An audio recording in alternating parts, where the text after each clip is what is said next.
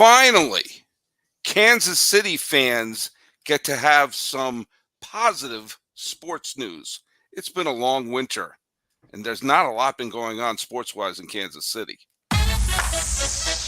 You are Locked On MLB, your daily MLB podcast, part of the Locked On Podcast Network, your team every day.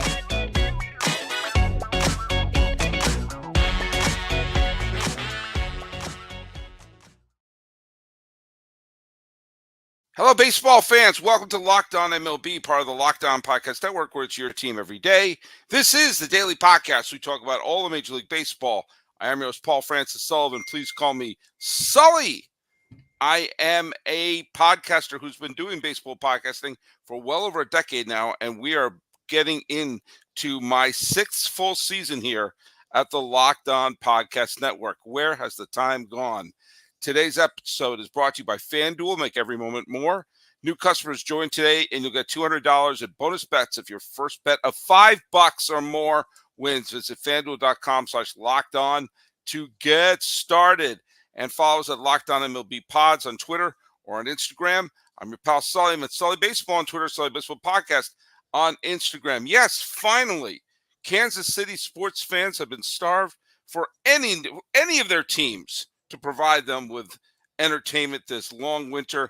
And of course, it's always up to the Royals, their most high-profile team, to get them off the schneid. But I am not going to be the only person talking about the big news from Kansas City. I am bringing in Kansas City sports extraordinaire. He is the host of the Locked On Royals, returning to the show, Jack Johnson. How are you? Hey, pretty good. Thanks for having me on, Sully.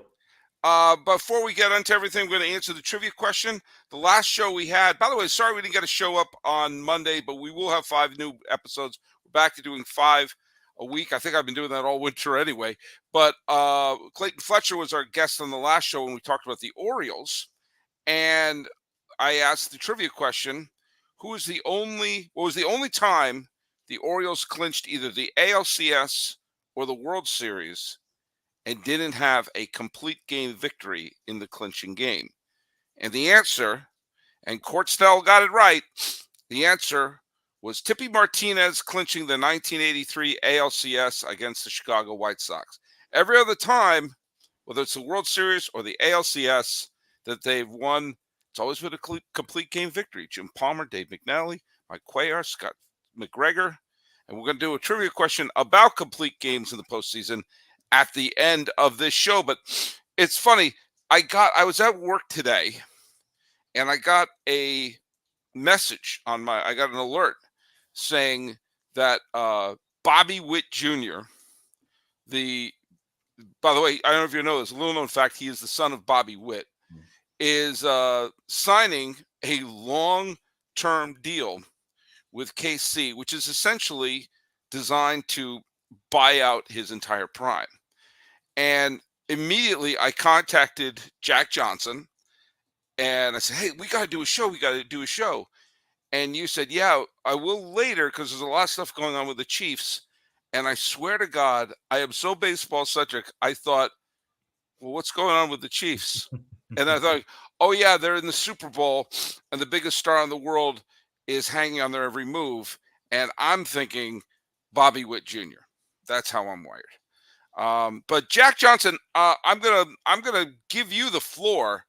Tell me about the length of the deal, how long this has been brewing, and as a diehard Royals fan, who's that behind you? Is that Eric Hosmer? Who's that? That's Alex Gordon. Yeah, that was the game home run against New York. Oh, the game-tying home run. There you go. By the way, the only World Series game I ever attended was a Kansas City Royal victory. There you go. Game 3 of the 2014 World Series in San Francisco with my dad. But I digress.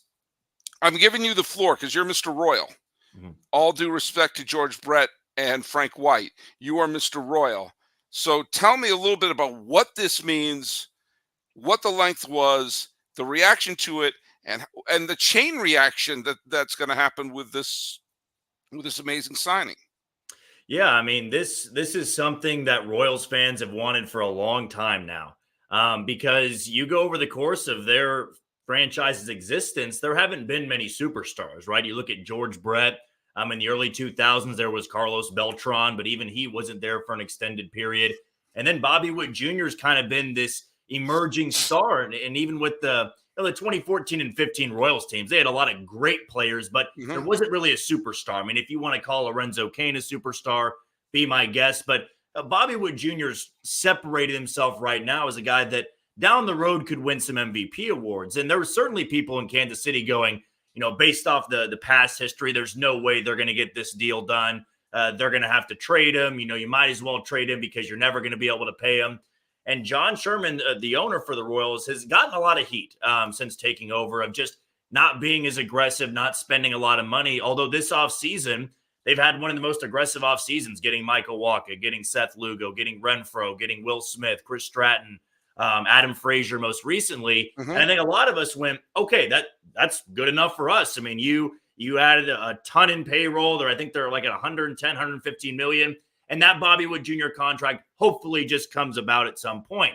I, however, was under the impression that it was going to be like a 6 or 7 year deal, maybe an 8-year deal, just because I thought Bobby Witt Jr. would want to hit free agency at 30 or 31. And then he's going to have a ton of suitors coming to him and giving him money that simply the Royals couldn't give him. Now, let me just step in more for 1 second. I'll give you back the floor there. But if he had signed a 5, 6, 7 year deal, I still think that would be phenomenal for the Royals because you're still getting, I mean, you're saying he could be an MVP candidate. Well, he finished in the top 10 last year, and the presumptive annual MVP still has Los Angeles written on his checks, but he switched from the American League to the National League. And I mean, he is already an elite player. And if it was a 5 or 6 year deal, he said, okay, we're going to get the majority of his prime. I would be thrilled as a Royals fan there. But I'm yielding my time because I need to know more about your thoughts on this.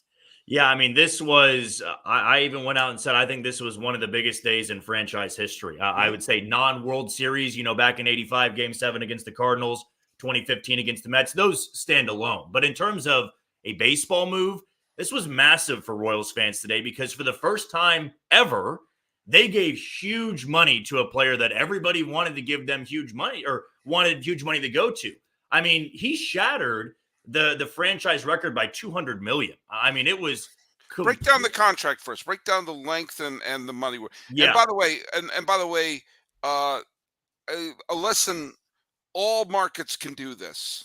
Yes, all markets can do this. When you have an exceptional talent, I'm not talking about there's only a handful of players who are as talented as Bobby Witt Jr. There are. So when you have one, don't do what the Angels did, which was not put a team around one of them. They had 2 of them. Don't put a team around them and then hope for the best when they hit free agency. Say, hey, we're going to have you stick around and we're going to put actual major leaguers around you. So I think this is what you should do, not for every player, but for the exceptional players. So break down what your exceptional player is going to make while playing his entire prime with the Kansas City Royals. Yeah, so the guaranteed years is 11. He got 11 for $288.7 million. So right there you go, wow. I mean, you're talking double digit in years, and it also can get up to 14 if he decides not to opt out. And I believe the first 2 years of the deal, he's making not much. I think he makes $2 million against the payroll in 2024. Next year, it's about $7 million, I think it is. Then it's way more backloaded. I think in some of the opt-out years around 7, 8, and 9. Okay, when is the first opt-out year? I believe it's year 7, if I'm not mistaken. Still, yeah, so down the road. Still great, yeah. And go ahead. No. I was just going to say keep going. Yeah, and when you look at the year 7, 8, and 9, I believe at that point it's getting up to about $35 million. So it kind of puts the ball in his court of, hey, if I'm in year 7, 8, or 9, I could be making $35 million a year, or I could test the market, right? But the Royals made it sure that, it's not going to be an obvious opt-out where it's like, I'm not making anything here, 7, 8 years into my deal. So this was something that really felt like uncharted territory for the Royals. I mean, I don't think anybody believed they were going to get a deal done like this, but you're exactly right, Sully. They've always had the capability of doing this. Every small market team can spend this money, and you'll just hear a lot of the smaller market teams cry poor. I mean, prior to today, there were 3 big league teams that hadn't given somebody a $100 million contract: the Royals, the A's, and the White Sox. So the Royals were looking at this and going, eventually, if he's going to stay here, we're going to have to break that. We're going to have to break that threshold. And John Sherman, I was actually at Kauffman Stadium on Saturday, had the chance to, meet with a couple of the players and JJ Piccolo. And that was actually brought up, was this contract extension. And John Sherman said something along the lines of, we love Bobby. We want to keep him here, and we're working hard to get that done. Then last night, it gets reported nationally that the Royals have made progress on a deal. And kind of without saying it publicly, I was hinting at, anytime you see smoke like that, progress, and, you have the national reporter saying, nothing's finalized, nothing's guaranteed, you're like, okay, something is going to be happening here over the next 24 hours, because you don't just say that and they're not even close. So when this broke around noon from Jeff Passan today, I was floored. I still thought that we were going to go a couple more days, maybe hearing more reports. But I will say kudos to John Sherman, JJ Piccolo, because they were doubted by a lot of people here. There were a lot of people telling me they're just talking to him to get butts in seats. Hey, we're trying to keep him here, but he wants too much money. We're not going to give it to him. They were adamant from the beginning that they wanted their superstar to be here long-term, not just for some down years. And he was this guy that popped, and kind of like Carlos Beltran back in the 2000s. Great player, transcendent player. Everybody remembers him here. But we also remember how bad those teams were. And eventually, they had no choice but to trade him because they wouldn't pay him. Much different story now with Bobby Witt Jr. And when we come back, we're going to talk a little bit about what this means, not only for the Kansas City Royals, but for the strange American League Central. Hey, Jack, I don't know if you know this, but this weekend there's going to be a football game going on involving the Kansas City Chiefs. I don't know if you're aware of that or not. I think it's been a while since the Chiefs have been at all relevant, but I hear that they're actually playing in the Super Bowl. Now, if you're like me, and I know I am, Super Bowl Sunday is all about scoring the best seat on the couch, grabbing your favorite football snacks, including a football, and placing some super bets. And I like to go to America's #1 sports book. That's FanDuel. FanDuel, you can make all sorts of bets on all sorts of elements of the game, parlays, scoring. You won't believe all the combinations. And just because there's only one game going on, don't think there's only one bet that you can place. FanDuel has so many ways for you to end the season with a W or a 2 or a 3. There may be even 49 versions to get a W. I was trying to create something there with the 49ers. So not only can you bet who can win Super Bowl 58, and Super Bowl 57 if you want to play one of those bets. But FanDuel has bets for which players will score a touchdown, how many points will be scored, and so much more. New customers can join today, and you get $200 in bonus bets if your first bet of $5 or more wins. So just visit FanDuel.com/lockedon to sign up. That's FanDuel.com/lockedon. Make every moment more with FanDuel, which is the official sportsbook partner of the National Football League. Quick reminder that Locked On has launched the first ever National Sports 24/7 streaming channel on YouTube. Locked On Sports Today is here for you 24/7, covering the top sports stories of the day with local experts of Locked On, plus our national shows covering every league.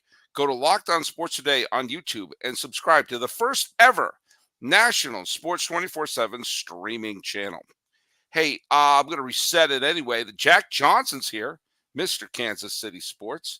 I wasn't sure if you knew about the Super Bowl going on or not. I think KC is in it. When was the last time they were even in a Super Bowl? Last year. Oh, that's right. That's right. But it had been a while since the previous one before that, right? They hadn't been to one in 50 years, but in 2020 they got to one, and this is their 4th Super Bowl in 6 years. That's good. Yeah. Some would say that's good. Okay, well, I admire that. I have to say I have so low a rooting interest in this. I did forget the Chiefs were in the Super Bowl when I saw the Royals news. But I will say that I will be I'm going to be rooting for the 49ers just because I lived in the Bay Area for so long and I have so many friends who's that's their team. And and then for KC fans, I know they want to, but and they're long suffering because it's been months since they've seen a Super Bowl champion. So, we got to move on there. But speaking of moving on, the American League Central is a very strange division. The Twins won the division last year and lost a couple of their best starting pitchers in the offseason. The White Sox are a mess right now. The Tigers have talent, but they lost Eduardo Rodriguez, and they played better the second half. They're not a bad team, but I don't know. They're certainly not a surefire contender. The Cleveland Guardians are a team that they're going to pitch well. They always pitch well. And they do have they'll probably squeeze a win here or there, but they no longer have Francona at the helm. So it's a new page to be turned there. There's no surefire winner in this AL Central. And I think the fact that they've kept their superstar and are surrounding him with major league talent instead of it being the Bobby Witt show with Salvador Perez and a bunch of people you never heard of. I mean, I'm not going to say the Royals are going to be contenders this year, but I've seen stranger things happen. Like last year, 2 teams were in the World Series that 2 years prior were 100-loss teams. Well, what do you think? Well, I was kind of getting cutting out a little bit there with my connection on this end, but I think I got the gist of what you were saying there about this American League Central.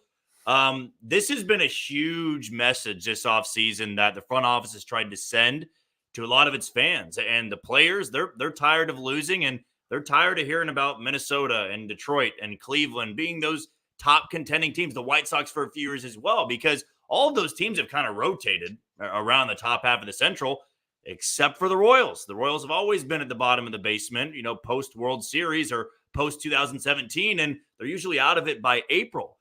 The good thing, though, going into this year is you're exactly right, Sully, that it's so wide open.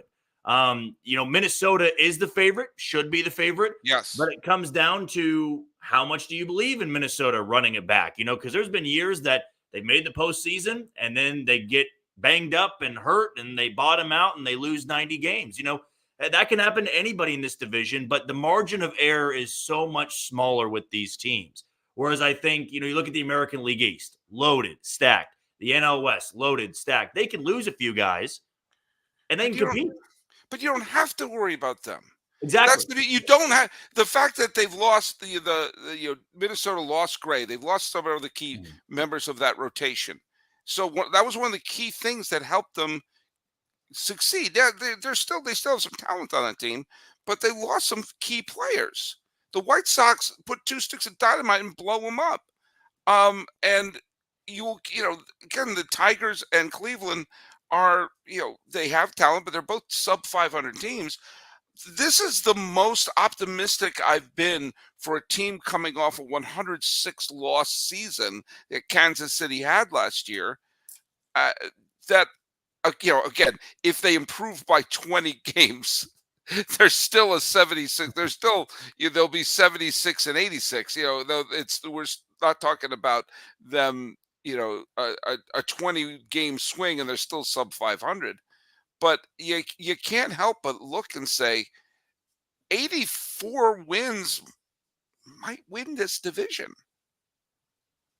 Yeah, I mean, I think the target for this team, if we want to be a little bit realistic, I think it's around that 84 to 88 threshold. You win 84 to 88 games, you are absolutely fighting for a division title at the final parts of the season and the final weeks of the season. And I think for a lot of Royals fans, that is, of course, the dream scenario. They go from 106 losses to winning this division and having postseason baseball, come back to Kansas City. But a lot of people I've talked to just want it to be entertaining and competitive from April to September. There's going to be a lot of people that go, it's postseason or bust now. I'm buying all the tickets. I'm excited crazy. for it. That's fun to think about, right? It's very fun to have that optimism and that enthusiasm. But me, who's followed this team my entire life, I've been to hundreds of games at Kauffman Stadium. It's no fun for anybody when you're 3-16 in the first couple weeks in April, because there's no way you're turning that around. You can preach marathon. It's a marathon, not a sprint. You don't crawl out of 3-16 holes. Okay. When you are that bad that early, it ain't going to get that much better for you. There's been a few times even teams have pulled themselves out of like a 2-10 start. So for Kansas City, back in 2021, they had the best record in baseball through April. They were 16-9, then bottomed out, never really materialized into much. This team, it's very important they stay competitive in April because they have 4 series against playoff teams from last year. It's going to be a tough test, but also I think a really good one early on to show that, hey, if they can get through that stretch in April and fight into May, then you enter June still in that division title race. That's when I think the comfort sets in a little bit. The momentum sets in a little bit. And depending where the Royals are at, if they can get to the All-Star break 5 to 7 games out of first place, I think that should be the goal, because you also know with the Central, anybody can collapse at any given time. A 7-game lead is not the same in these other divisions. Minnesota could have a 7-game lead, and you look up 2 weeks later, and it's a 3-game lead. So that, to me, is so important with this team, being so aggressive in the offseason, wanting to reestablish the rotation, revamp the bullpen a little bit, add a bat here and there. They want to compete for this thing. Like, don't get that twisted from, just a couple of these moves. Like J.J. Picoult and John Sherman, they want to win this division. That's been the goal of this offseason of making these moves. Is it enough? Well, we sure as hell are going to find out. We're going to find out, and we're also going to see that the effect of having a bunch of veterans who were not part of this team last year, the Phams and the Fraziers, who, the thing that we learned from, and I keep bringing this up, fans of the show will know I always bring this up, we learned the lesson from the Jorge Soler Rosario signings by Atlanta in 2021. Just put major leaguers on your team and good things will happen. That was a team that had a losing record at the trade deadline, went on to win the World Series. But you also see each of the last bunch of years, you've seen teams absolutely fall apart. When, a few years ago, the White Sox were contending right up until September. And the Twins looked like they were going to win. I think they were tied for first, or at least 1 game out of first on Labor Day. And they finished the season with a losing record. We can see when you have teams that are so fragilely built, just stick around. Just stick around. And you're right. What we saw with the Royals in 2013 was they put together a team that was actually fun and competitive. They didn't win the division that year. That was still Detroit's division. But that year of being like, hey, wait a minute, this wasn't a waste of time, led directly to the pennant-winning team of 2014 and the World Series champion. And that team that won the World Series in 2015 was not a got in by the back door. That was the best team in the American League. And it was filled with really terrific players. Now, Bobby Witt Jr. is a really terrific player who signed a long-term deal. When we come back for our final segment, we'll think about who else is going to follow in his footsteps. Last reminder about Locked On Sports Today. It's here for you 24/7. It's a streaming channel on YouTube covering the top sports stories of the day with local experts of Locked On plus the national shows covering every league. Go to Locked On Sports Today on YouTube and subscribe to the first ever national sports 24/7 streaming channel. Hey, Jack, I was thinking about this because I was looking at some of the really terrific young players, and you're seeing that teams are signing some of their great young players to long-term deals to avoid what happened with the Angels and Ohtani. We saw that Julio Rodriguez has signed a deal through 2034 and opt out at 2030. We've seen Acuna sign a long-term deal. Even Andres Jimenez in Cleveland signed a long-term deal. Wow. These teams are saying, hey, let's, we can't compete with them in free agency, so let's meet them, say, we're going to pay, you're going to be a millionaire before you normally would. And so you're going to get your money. Yeah. And we're going to buy out your prime, but we're going to start paying you beforehand. And I think that's a good faith bargaining. And it's a way of saying we want to build a team around you. And, not everyone is going to work. Not everyone of these long-term things are going to work. The Juan Franco thing isn't going to work, but it had nothing to do with his ability or anything. It had to do with the fact that he turned out to be a horrible human being. But for the Acuñas and the Rodriguez and the Witts, I think this is the way that these teams can keep it and not send them off to free agency. Who do you think? And of course the other big one was what's his name? Jackson. Was it from Milwaukee? Their big project. Oh yeah. Jackson Chorrillos. Chorrillos, yeah, I think it was Chorrillos. Yes. Basically saying, hey, stick around. You're here for a while. We want you here. And that shows good faith bargaining for the player. I'm going to throw out a couple of names here. You got Vladdy Jr. You got Adley Rutschman. You got Gunnar Henderson. You got Kyle Tucker. Like, who do you think is going to be the next? I mean, Tucker may not be thrown in there, but I'm surprised he's not wrapped up to a long-term deal. But which one of those other ones you think are going to be the next to be locked up? God, I would say that, the two guys in the middle right there. I mean, every day that Baltimore doesn't give Rutschman or Henderson or Jackson Holiday a long-term deal, I don't know what they're doing. Now, they also had a sale of the team, so maybe things can change a little bit. I'm sure there wasn't a ton of influence, but it's not really that much of a surprise that they sold the team, and then a day or two later, they go out there and get Corbin Burns. It was like this mentality change of, now we got to go. Now, I'm sure that was in the works, before the sale of the team. I don't. You don't? Well, no, I do think they're completely connected. I think because, if you talk to every Oriole fan that I know, there's a certain, even the ownership was almost saying, hey, come out and see Gunnar Henderson, Adley Rutschman while you can. Yeah, they were. It was a foregone conclusion that Adley Rutschman was going to be a San Francisco Giant legend, or Gunnar Henderson was going to be beloved by Cardinal fans for all time, or one of them was going to sign with the Cubs. And now with the new ownership and limit, just this Scrooge McDuck payroll that they could have, I think that's going to be the message sent to those fans to say, hey, new ownership, these guys I think they're going to do exactly what Kansas City did with Bobby Witt Jr. And that is say, their prime is going to be with us. You can buy, like, think about what you could do with Kauffman Stadium with Bobby Witt Jr.